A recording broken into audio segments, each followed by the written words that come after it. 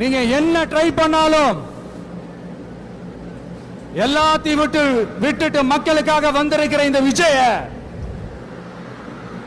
விஜய மக்கள் ஒரு நாளும் கைவிட மாட்டாங்க. மக்கள் கூடவே நிக்கிறாங்க, கூடவே நிப்பாங்கன்னு அவங்களுக்கு தெரியாம போச்சு. என்னப்பா நிப்பீங்கல்ல?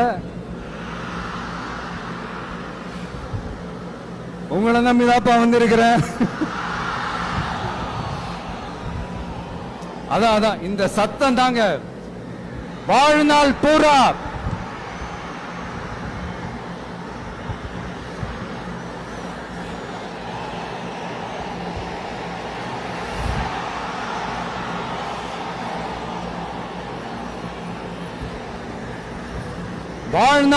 உங்களுக்கு நன்றியோடவே இருப்பேன்.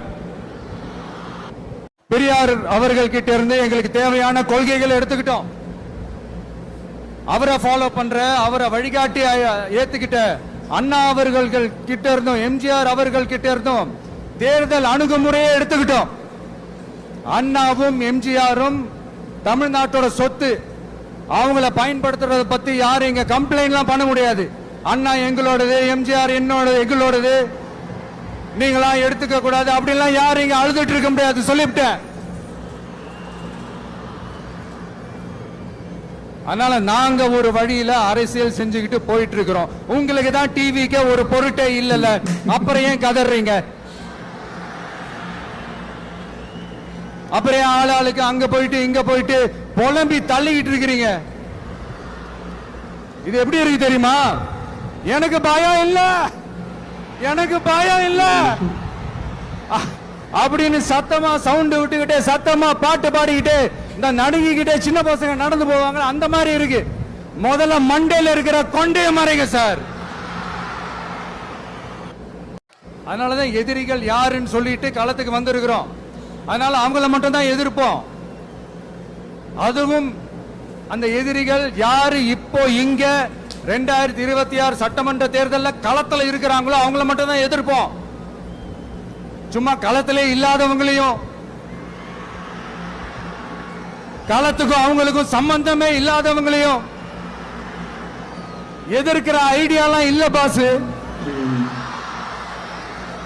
நீங்க கேட்கிறீங்கன்றதுக்காக எதிர்த்துட்டு இருக்க முடியாது பாஸ்.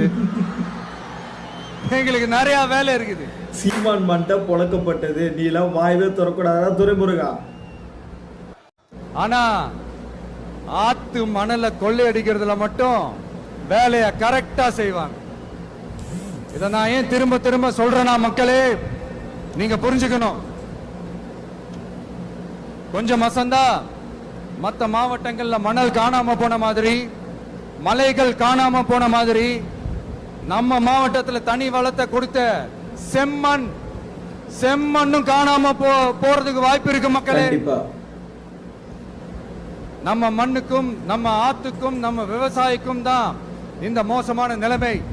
அதனால ஏதாவது தொழில் செஞ்சு பிழைக்கலாம்னு பார்த்தா அதுக்கும் எங்க விடுறாங்க. தொழில்னு பார்த்தா 30% நெசவாளர்களுக்கு கூலி பாக்கி.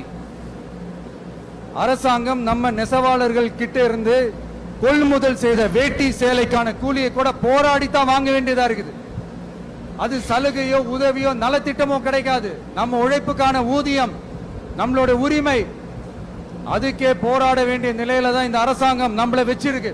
நாம இதுல வேற பெருமையா மாடல் அரசுங்கிறது இல்ல. நான் கேட்கிறேன், கூச்சமா இல்ல? இதெல்லாம் கேட்டா அப்படியே நம்ம பக்கம் யூட்டர்ன் அடிச்சு வந்துருவாங்க. விஜய் என்ன அரசியல பேச மாட்டேன்றாரு, விஜய் என்ன சினிமா டயலாக் மாதிரி பேசுறாரு, விஜய் என்ன பஞ்ச் டயலாக் பேசுறாரு, விஜய் என்ன 10 நிமிஷம் தான் பேசுறாரு, 9 நிமிஷம் தான் பேசுறாரு. நான் எத்தனை நிமிஷம் பேசினா உங்களுக்கு என்ன சார்? கரெக்ட். நான் எப்படி பேசினா உங்களுக்கு என்ன சார்? உள்ள விஷயம் என்னன்னு பாருங்க சார். ஒவ்வொரு மாவட்டத்துக்கும் போய் மக்கள் ஃபேஸ் பண்ற பிரச்சனைகளை எடுத்து பேசிட்டு இருக்கிறேன். பின்ன அது அரசியல் இல்லாம வேற எதுதான் அரசியல்?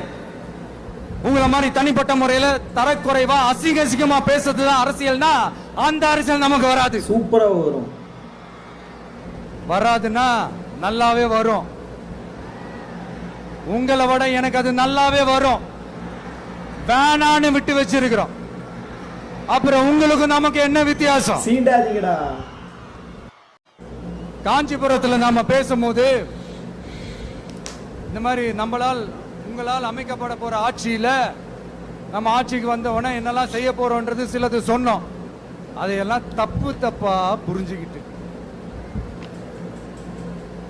இப்போ சொல்றேன், விளக்கமா சொல்றேன்.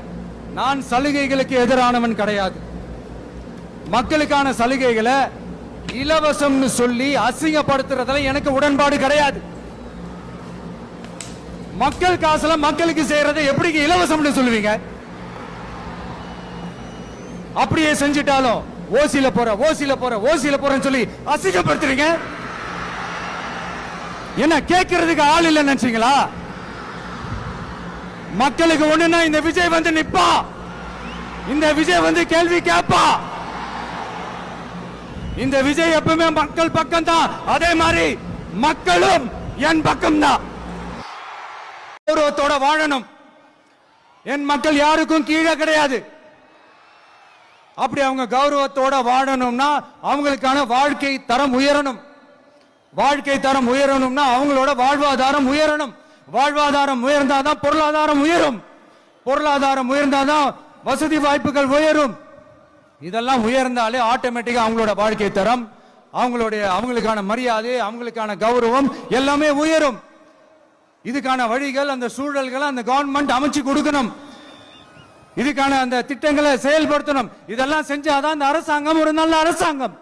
இதைத்தான் சொன்னோம். உடனே சொன்னா மட்டும் போதுமா? எப்படி செயல்படுத்துவீங்க? நாங்க என்ன வாயிலேயே வடை சுடுறதுக்கு டிஎம்கேவா? டிவிகேடா? கௌரவத்தோட வாழணும். என் மக்கள் யாருக்கும் கீழே கிடையாது. அப்படி அவங்க கௌரவத்தோட வாழணும்னா அவங்களுக்கான வாழ்க்கை தரம் உயரணும். வாழ்க்கை தரம் உயரணும்னா அவங்களோட வாழ்வாதாரம் உயரணும். வாழ்வாதாரம் உயர்ந்தாதான் பொருளாதாரம் உயரும். பொருளாதாரம் உயர்ந்தாதான் வசதி வாய்ப்புகள் உயரும். இதெல்லாம் உயர்ந்தாலே ஆட்டோமேட்டிக்கா அவங்களோட வாழ்க்கை தரம், அவங்களுக்கான மரியாதை, அவங்களுக்கான கௌரவம் எல்லாமே உயரும். இதுக்கான வழிகள், அந்த சூழல்களை அந்த கவர்மெண்ட் அமைச்சு கொடுக்கணும். இதுக்கான அந்த திட்டங்களை செயல்படுத்தணும். இதெல்லாம் செஞ்சாதான் அந்த அரசாங்கம் ஒரு நல்ல அரசாங்கம். இதைத்தான் சொன்னோம். உடனே சொன்னா மட்டும் போதுமா? எப்படி செயல்படுத்துவீங்க? நாங்க என்ன வாயிலேயே வடை சுடுறதுக்கு டிஎம்கேவா? டிவிகேடா?